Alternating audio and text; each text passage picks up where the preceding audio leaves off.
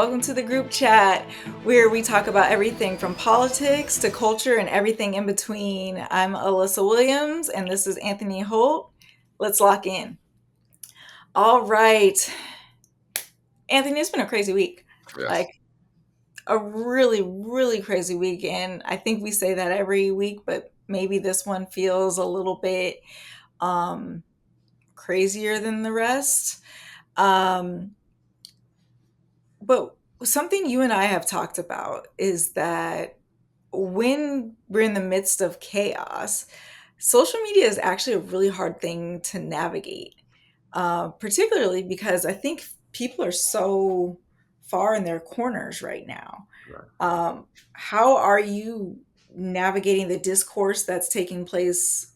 What are you seeing, and how are you feeling about the conversations across social media?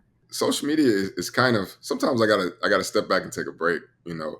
Um, you learn a lot about people you kind of grew up with, maybe went to high school with, even college, or Hmm. guys I played sports with. You learn a lot about how their views and what they think through social media. I think some people don't realize when they're emotional and just posting a lot of stuff, they might be showing their true colors. So I mean, I've learned a lot. I've done a lot of unfriending, unfollowing, just for my own sanity. I stop myself a lot from, responding or commenting. Um, but yeah, it's heavy. It's heavy, especially in this climate right now. And people, sometimes a lot of stuff, when it's not factual, just kind of putting stuff and just putting it out there with, no rhyme or reason. And just because you heard it, it's not factual and it spreads. So that kind of frustrates me because, I'm about, what's true, what's the facts behind. So Exactly. a lot of that. So I just kind of stay away. I don't, yeah, I stay away from it as much as I can. We got to be on it because, we want to know what's going on. We do get certain information, we do get entertained, but as far as living on it and taking every word from it and doing that, no, I have to step back a little bit. Yeah, I think that's been a big conversation this week is just how um, polarizing the discussions have become on social. And that's where, it's just inciting people to be enraged one way or the other. But absolutely, like what is the most frustrating thing is when people are posting things that are not rooted in fact, or when you can do a simple Google search. Okay, if that's making me emotional, if that is really enraging me in a way, that's usually my sign to say, let me just double check. Is that true, or is that, is there an angle?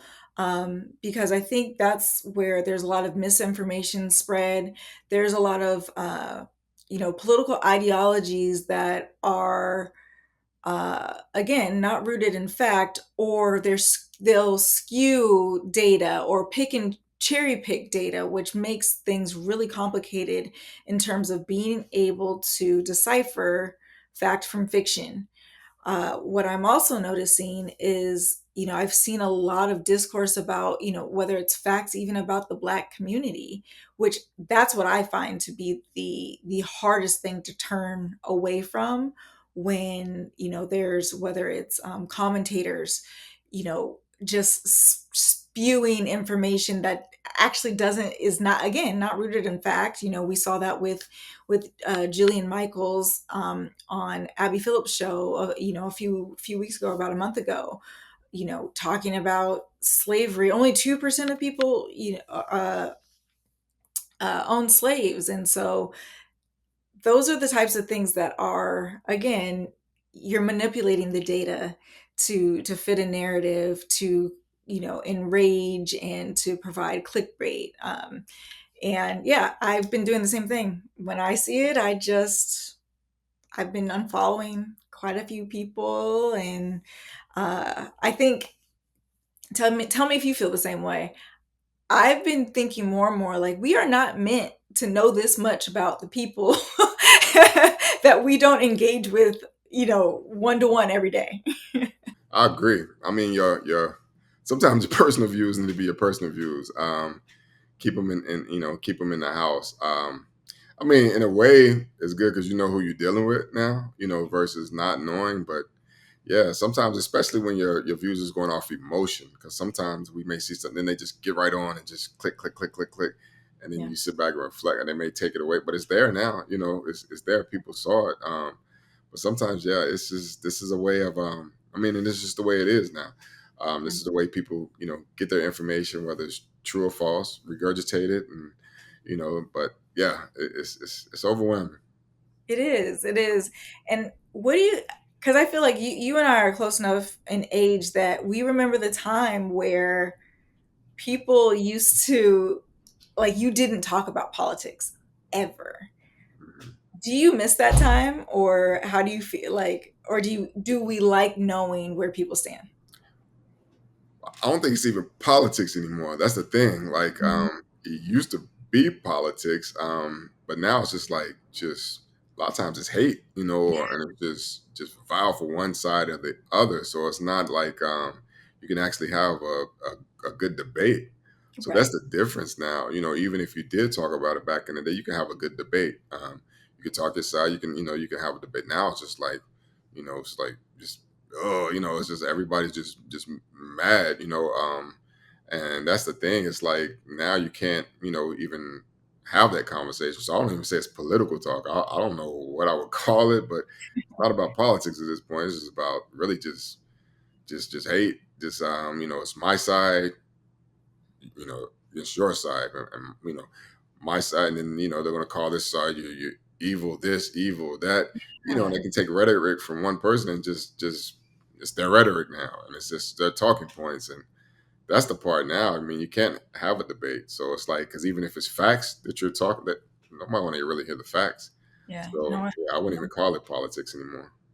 I think that's fair too. I think that's exactly it. It's very different than the conversations we would have had 20 years ago, right? 20 years ago, it's just there's different conversations. So we're gonna move again to this conversation of fact versus fiction. What's been interesting again over the last week, a lot has happened, and we can't quite lose sight of it. Is last Thursday, RFK had a hearing in front of Congress to talk about what's going on in HHS and how he's managing or not really managing the whole department, as well as what's going on with the CDC. They had a very prominent firing that took place, and much of the concern leading up to RFK Jr. becoming the HHS secretary was that he is an anti-vaxxer and has been known for spewing conspiracies about vaccines. So there's that. And then shortly thereafter, we had the Surgeon General out of Florida announce that he was repealing the requirements for vaccines in Florida for school age children. So parents now have the choice. It was kind of a my body, my choice conversation, which is very interesting, knowing that Florida also has some of the most draconian laws related to abortion. So there's a little bit of contrast there. um, First, you know, what are how do we feel like vaccines are good? How are we feeling about like even just that dialogue in our own communities? Right. I think, I mean, from different people I talk to, I mean, you get different reactions, from different Mhm. ways. Some is, I'm not putting that poison in my body. Some are Yeah. like, I mean, hell, I'm gonna put it in. I'm gonna go one way or the other. If it's can help me, then I'm gonna do it. I think I think it's supposed to be, through science, right? I mean, I thought, it was through science. So to erase the science behind it and just go with hypotheticals, I mean, I don't see how that's helpful to us. I think that's why it's been years of data, years of, with certain vaccines, the results and all this is through data and through science. So just because I may, study something myself or think something and come up, well, that's not good for me, this and that. I mean, it is my choice if I want to do it in some cases. But if it's something that can, by me not, I can spread it to other people or, that's where the science and that's where it can get tricky and iffy. And that's where I think, at this point, politics and, all the conspiracy need to stay out of it. And science needs to be the driving point behind this, in my opinion. I mean, I want to know from data and what's the real science and method behind, not what somebody just, comes up because this person can have this opinion, 15 other people can have 15 other different opinions on it. But what does the science, say behind it? Precisely. I think of it in terms of the example of, I'm a millennial and my mom's a baby boomer and my grandma's part of the greatest generation, right? And I remember as a kid, always I used to always ask them, like, what is that little spot on your arm? And it was from the polio vaccine. And if you don't know, there was like the way they used to disseminate the vaccines, you had like the syringe essentially was like a prong and it would shoot you in the arm. And so a lot of people in those generations have a scar on their arm because they got the vaccine. And and also, if you know polio, I think it was FDR had polio, and he ended up with some disabilities because of the fact that the disease had taken over. And the ability for people to not have to worry about that was massive. And so, being able to just line up, my mom always told me the story of how, no, you just at school you would get in line and they'd be like next, next, and then like a little bit of an assembly line, to protect everybody in the neighborhood. um, so that it's about community protection is the way I see it. And then, um, for older generations, some of our elders are no longer here, but the folks that are probably in their late 90s, early hundreds, they came from a generation where it was not uncommon that whole families with children would be wiped out because of a some sort of disease, whether it's the measles or whether it was yellow fever from that they got from mosquitoes and things like that that would literally wipe out people. Right, And I feel like memory is, we have short-term amnesia where there's a reason these things exist. right, And just because everything is going well doesn't mean we just should, right. pull back. But I absolutely do believe it is, yeah, yes, it's a choice, but also how are you helping the greater community around you? Hmm. I agree. Yeah. So we're this week marked 24 years since September 11th. September 11th is one of those weird times where everybody, if you were old enough, you remember exactly where you were, what you were doing that day. Do you remember where you were? I do. I remember I was flying to DC that day. Oh, wow. So I remember getting in the car, on my way to barbershop, get a haircut. And when I got in, I think it's when I had the detachable CD CD player. So I was putting it in, the radio was on, and I can't remember if it was, I don't know who I was listening to, but they were, talking about, plane hitting the World Trade Center, and I thought they were doing a skit. So Mhm, I thought, mhm. because sometimes they do the way it was sounding, it was like a skit. So I put on, put a CD in, driving, get to the barber shop, and then once I get into the barber shop, everybody's glued to the TV, and that's when I was like, oh, this is real.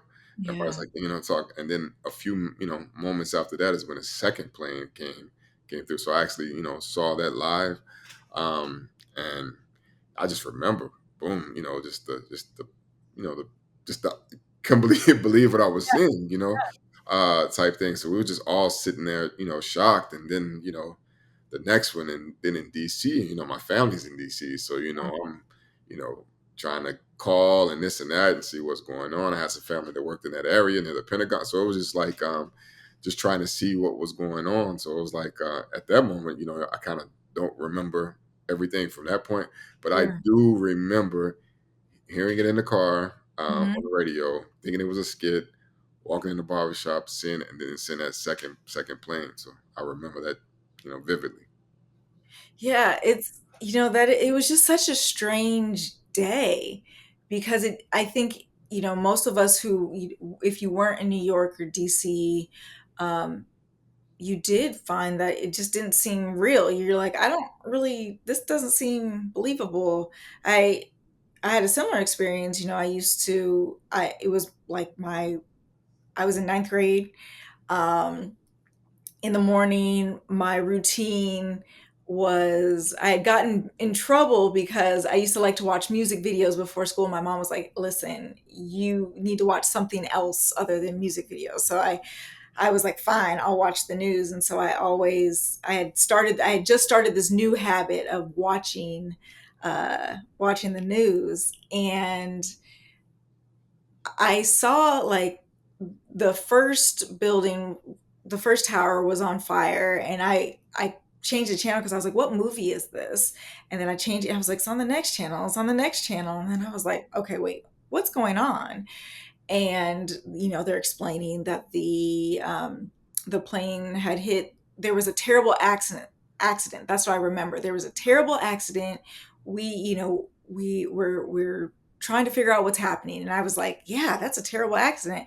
And then I saw the second plane hit Yeah, as well, and yeah. I was like, that don't seem like an accident. That's when all everything broke out. Yeah, Yeah, yeah. I remember running to go, tell my mom, and she was like, what do you mean?" She's confused. And it was, I just remember it being a very crazy day.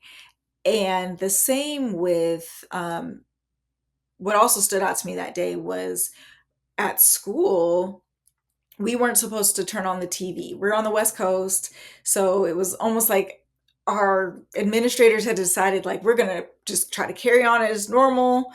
But my second period English teacher was like, "I know we're not supposed to be watching this, but I have to turn it on because my best friend works in the World Trade Center." And she's just like sobbing um, all through class. And so, we're just kind of like, oh, a little bit in shock. Uh, but it just is such a crazy day, but also makes you grateful that, or it makes you pray that you never have an attack on your soil again, right? It's the understanding of what that feels like, because right. it just doesn't make No, it's confusing, it's and disorienting. what we And had to see, once it came down, you see people jumping out of the. I mean, that's horrifying to watch. I oh still yeah. still see that. That's something you never want. People lost, loved ones, and everything. That's just tragic. We don't expect that at home. So, Mm-mm. yeah, I mean, we got to always remember that, and always, always pay tribute to that, and always, be thankful for the times that doesn't happen, because that's a lot of plots. But yeah, we should definitely always remember and always, pay Oh, homage. absolutely, absolutely. So, in much lighter All right. news, let's talk about what are the big matchups this weekend. There is a big fight. You have Alvarez and Crawford. It's one of the biggest fights probably in history, but definitely one of the biggest fights in recent years. Going down in Vegas this year. Crawford jumping up two weight classes. Alvarez, um, champ. I mean, it should be exciting. I mean, it should be. I'm sure the stars are going to be there. Um, it's something that I'm looking forward to seeing. I can't. I mean, for me to make my pick, we was talking about it today in the gym. A lot Mhm. of us, a lot of our hearts are with Crawford. We want to Yeah, see Crawford, but I mean, it's a big task. It's a big task. So I'm going to say Crawford because my heart is saying Crawford. okay. Canelo is a bad boy. I mean, Is it is he's a bad it's not boy. going to He's a be light bad work. boy. So it's got to be. I mean, Crawford got to fight the perfect fight. But it should be exciting. I mean, it should be exciting. I can't wait to watch. I'm excited as well. But you know what? I'm always excited about fights for a different reason. I like the celebrity chasing or celebrity watching, like Yeah, just in the crowd. Um, that's what's always yeah. fun. They should be there. They should be there. That fight. Yeah. Mhm. Oh Definitely. yeah. I know some who I was like I said, some in the gym. They Mhm.